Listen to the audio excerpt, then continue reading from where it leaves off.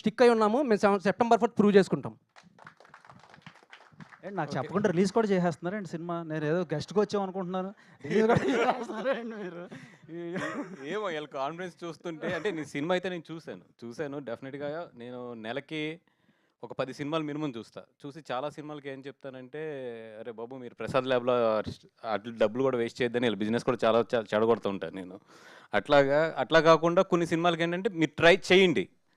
అంటే కంటెంట్ బాగుంది, బట్ ఒక సినిమా హిట్ అవ్వడానికి లేదా ఒక సినిమా డబ్బులు రావడానికి ఏంటంటే కంటెంట్తో పాటు చాలా ఫ్యాక్టర్స్ కలిసి రావాలి. It's not only the good content, it's not only the good film. ఒక సినిమా సక్సెస్ అవ్వాలంటే దానికి నెంబర్ ఆఫ్ ఫ్యాక్టర్స్ కలిసి రావాలి మన కంటెంట్తో పాటు. అట్లాగా కొన్ని అది మన చేతుల్లో ఉండదు. సో కంటెంట్ బాగున్న సినిమాలకు నేను ఎప్పుడు ఏం చెప్తుంటే మీరు వేసి చూడండి అంటాను. లేదు కొన్ని నాకు బాగా కాన్ఫిడెంట్ ఉంటాయి, దాన్ని ఏంటంటే నేను 100% చేతిలో తీసుకుని నేను ఎదురుకొచ్చి చేస్తాను. కానీ అలాగని మంచి కంటెంట్స్ మంచి ఇది ఉన్న అన్నింటినీ కూడా డెఫినెట్గా మీరు రిలీజ్ చేయండి అని చెప్పి నా సపోర్ట్ ఎప్పుడు కూడా చేస్తుంటాను. నేను ఒక సినిమాకి వచ్చి ఓకే నేను థియేటర్స్ నేను ఏదైనా మాట్లాడతాను అంటే దాంట్లో ఎంతో కొంత మ్యాటర్ లేకపోతే నేను అది తీసుకున్నాను. అదైతే నేను గ్యారంటీ. ఎందుకంటే నా ఎగ్జిబిటర్స్ టైం కానీ ఎగ్జిబిటర్స్ పవర్ బిల్ కానీ నాకు తెలుసు వాళ్ళు ఎంత కష్టాలు పడతారు. వాళ్ళు ఊరికి ఒక్క షోకి పవర్ బిల్ వేస్ట్ అయినా కూడా నాకు బాధగా ఉంటుంది. కానీ కొన్ని సినిమాలు ఏంటంటే మనం రిలీజ్ చేయాలి, వెయిట్ చేయాలి. ఎందుకంటే మనం ఇక్కడ ఏం దేవుళ్ళం కాదు, ఇది జడ్జ్ చేసి ఇది సూపర్ ఆడేస్తుంది లేకపోతే ఇది బ్లాక్ బస్టర్ ఇది అని చెప్పడానికి. అలాగే చెప్పేవాడు ఉంటే కనుక నిజంగా అతనికి ఎప్పుడో ఇక్కడ మన ఫిల్మ్ నగర్లో విగ్రహం కట్టేసేవారు, మొత్తం అంతా కలిపి రోజు వెళ్ళి అక్కడికే గుడి చేసుకుని పూజ చేసుకుని వచ్చేవాడిని పొద్దున్నే. అలా ఇక్కడ ఎవ్వరం దేవుళ్ళం కాదు. ఇక్కడ ఒకటే ఏం చెప్పగలం అంటే బాగుంది, బాగాలేదు, పనికిరాదు, అంతవరకే మనం చెప్పగలం ఎప్పుడు కూడా. సో ఇది డెఫినెట్గా బాగుంది. రేపు పొద్దున ఇది వెళ్ళి దీనికి అన్ని ఫ్యాక్టర్స్ కలిసి రావాలి. దానికంటే ఒక్క సినిమా కాదు, దాంతోపాటు చాలా ఫ్యాక్టర్స్ ఉంటాయి. ఎన్ని అయ్యి ఫస్ట్ వీక్ అది పడి ఉంటే బాగుండు. కుర్రోళ్ళు కదా, జంజీ కదా, ముందే వేస్తారు దాన్ని అంతే. బట్ ఐ హోప్ వీళ్ళ కాన్ఫిడెన్స్ కానీ వీళ్ళు ఇది కానీ అన్నీ కూడా నిజం అవ్వాలని చెప్పి కోరుకుంటున్నాను. అట్ ది సేమ్ టైం శ్వేత, నీ తరపున నువ్వు ఏదైతే ఛాలెంజ్ తీసి పక్కన పెట్టేస్తున్నాను నేను. ఎందుకంటే మీ ఎమోషన్స్ నేను అర్థం చేసుకోగలను, 100% మీ ఎమోషన్స్ అన్ని అర్థం చేసుకోగలను. కానీ అట్ ది సేమ్ టైం మీరు రిలీజ్కి బిఫోర్ ఉన్నారు, బ్యాలెన్స్ కూడా చాలా అవసరం. చాలా భవిష్యత్తు ఉన్నదాన్ని మంచి. నేను ఎవరి గురించి చెప్పలేదు కానీ మీ టీంకి నీ గురించి చెప్పాను, చాలా బాగా చేసింది అమ్మాయి అని చెప్పి. డెఫినెట్గా ఏంటంటే మనం అనుకున్న సినిమాలు మనం అనుకున్న ఇది అన్నీ కూడా మనం ఊహించినట్టు ఉండవు. ఇది మంచి సినిమా, నేను దాంట్లో డెఫినెట్గా దాంట్లో ఎటువంటి డౌట్ లేదు. కానీ అట్ ది సేమ్ టైం కొత్త సినిమా, కొత్త వాళ్ళు వస్తున్నారు, దానికి ప్రమోషన్స్ కానీ అన్నిటికి ఒక కరెంట్ క్రియేట్ అవ్వాలి. ఆ కరెంట్ క్రియేట్ అవ్వాలంటే కొన్ని ఉంటాయి ఫ్యాక్టర్స్ ఇక్కడ సినిమాకి.